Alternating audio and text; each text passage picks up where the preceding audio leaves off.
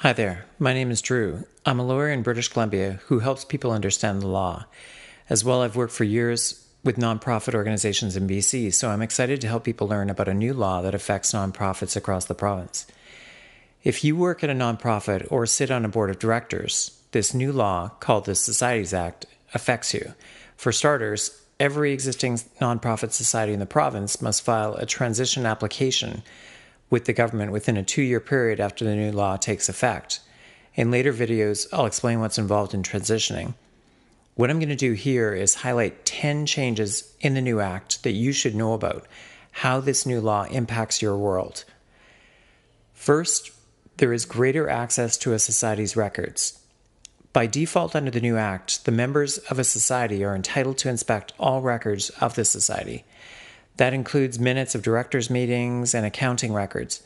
Member access to those records and some others can be restricted in the society's bylaws. But if no bylaw is adopted restricting access, members have the right to access all the records that directors have access to. A second change of note, also on the topic of disclosure, relates to remuneration paid to directors and certain employees and contractors. Remuneration is money or other compensation paid for work or services performed. Under the new act, a society must disclose any remuneration paid to a director, as well as remuneration paid to any employees or contractors making over $75,000. The disclosure must be made in a note to the annual financial statements, which are available to society members and to the public. Any financial statements prepared or presented by a society after November 28, 2016 need to comply with these new requirements. For those concerned with privacy implications, you don't need to include names of individuals. The disclosure can be done by position or contract, and you can pool the total amount of remuneration paid to multiple employees and contractors. A third change to be aware of relates to members' meetings, including AGMs.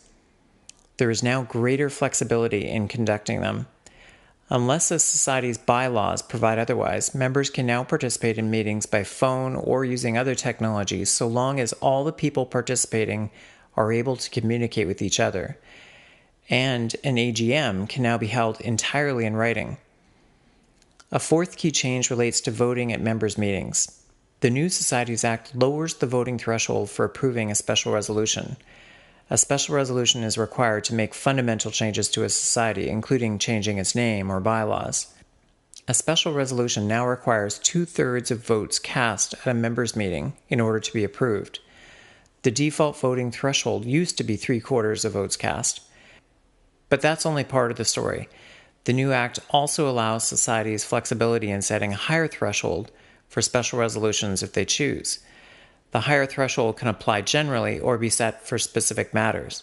For example, your bylaws can require a unanimous vote to change the bylaw that says where the society's assets go on dissolution, while retaining the default 2/3 threshold for other bylaw amendments. Next, there are some changes in the new act that increase the rights of members of nonprofit societies. One gives members the right to bring a member's proposal. This allows a member to add specific issues to the agenda of an AGM. If a member proposal is signed by at least 5% of the society's voting members, it must be added to the AGM agenda. Another change gives members more options if they're upset with the society's activities. For example, a member can now apply to court for what's called an oppression remedy if the society is behaving in a way that is oppressive or unfairly prejudicial to one or more members. The member will need to show that they had a reasonable expectation to be treated in a certain way, and that the society's conduct was wrongful or had an unjust effect on them. The seventh change you should know about, there's a new category of senior managers. These are individuals appointed by the board to manage the activities of a society or a principal unit of a society. A senior manager may be an employee, a contractor, or even a volunteer. The intent of the individual or the board doesn't matter. So long as the individual is appointed by the board and has the requisite authority, they are a senior manager under the Act. The Act imposes duties on senior managers, including the duty to act honestly and in good faith with a view to the best interests of the society, and the duty to disclose a conflict of interest. And speaking of conflicts of interest, There are expanded procedures for managing them.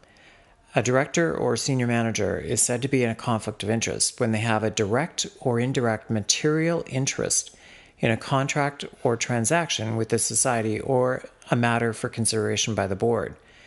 For example, an executive director may be related to a web designer that the society is thinking of hiring. The Act sets out the steps to follow when there is a conflict of interest. You must disclose it, leave the room during any discussion or vote on the matter, not do anything to influence the discussion or vote, and in the case of a director, abstain from voting on the conflict matter.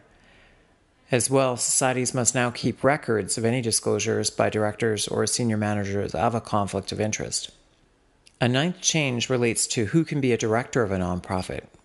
First, there are age limits for directors. A director must be at least age 18 unless the bylaws allow directors who are age 16 or 17.